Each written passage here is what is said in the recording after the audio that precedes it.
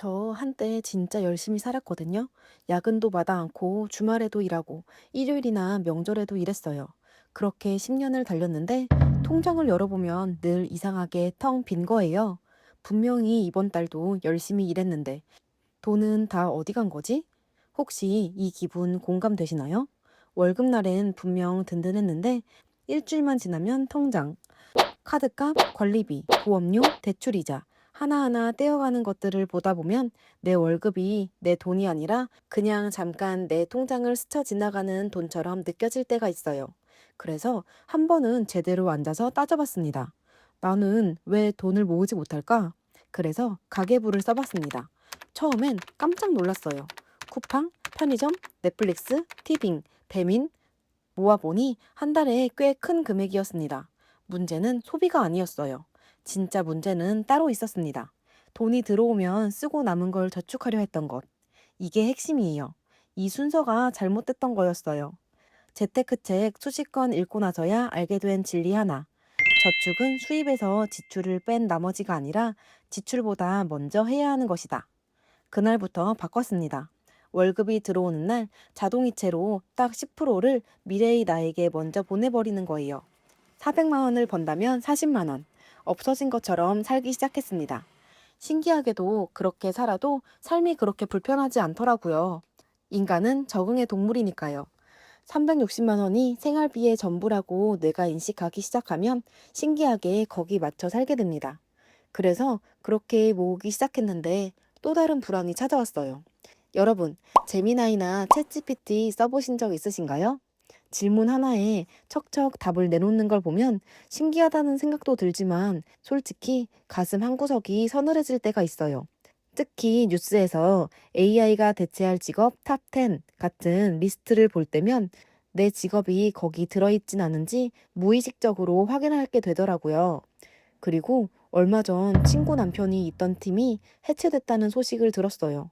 그 회사가 전체 구조조정 중이라 연차 상관없이 자르고 있다고. 잘 다니던 회사에서 아무런 예고 없이. 그 친구가 저한테 우리가 이렇게 빨리 쓸모없어질 줄은 몰랐어 라고 말했는데 그 말이 며칠 동안 머릿속을 떠나지 않더라고요. 기술은 빛의 속도로 발전해서 우리가 살 날은 100살까지 늘어났는데 정작 우리가 돈을 벌 수 있는 시간은 점점 줄어들고 있습니다. 100년의 인생 중 소득을 만들 수 있는 시간은 길어야 30년 정도. 그 30년 안에 나머지 5, 60년을 먹고 살 돈을 마련해야 한다는 거잖아요. 그 불안함이 저를 개인연금 공부로 이끌었습니다. 공부를 시작하고 나서 처음 알게 된 것. 우리나라 연금 구조가 사실 꽤 잘 설계되어 있다는 거예요.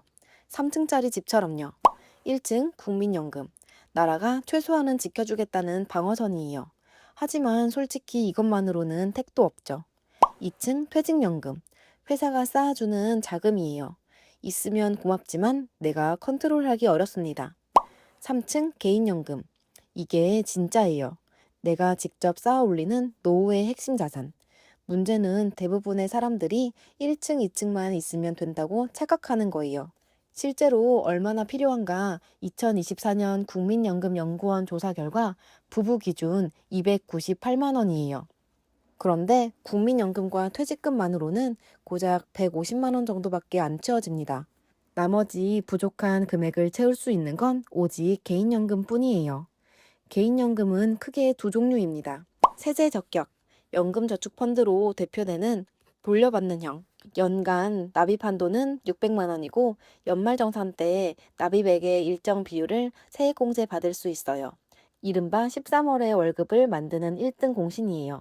단 나중에 연금을 받을 때 연금소득세를 납부해야 한다는 점 기억해 두세요. 두 번째, 세제 비적격. 연금보험으로 대표되는 나중에 한 푼도 안 내는 형이에요. 지금 당장 세액공제 혜택은 없지만 연금을 받을 때 수익이 얼마든 세금이 0원입니다. 단 10년 이상 유지해야 비과세 혜택을 온전히 누릴 수 있어요. 제가 공부해 본 결과 둘 중 하나만 선택하는 게 아니라 반반으로 하는 게 베스트예요.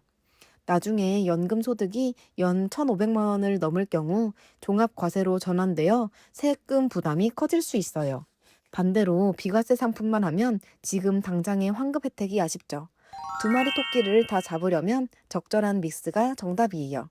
특히 전업주부나 소득이 적은 분들은 낼 세금 자체가 없으니 세액공제형보다 비과세형을 먼저 살펴보는 게 훨씬 유리합니다. 이 부분도 꼭 기억해 두세요. 직장인이라면 연봉의 약 10%, 사업자, 프리랜서라면 퇴직금이 없으니 연봉의 약 15%, 월 400만 원 버는 직장인이라면 딱 40만 원, 세액공제와 비과세를 적절히 섞은 이 40만 원이 30년 뒤 여러분의 인생을 가장 따뜻하게 안아줄 선물이 됩니다.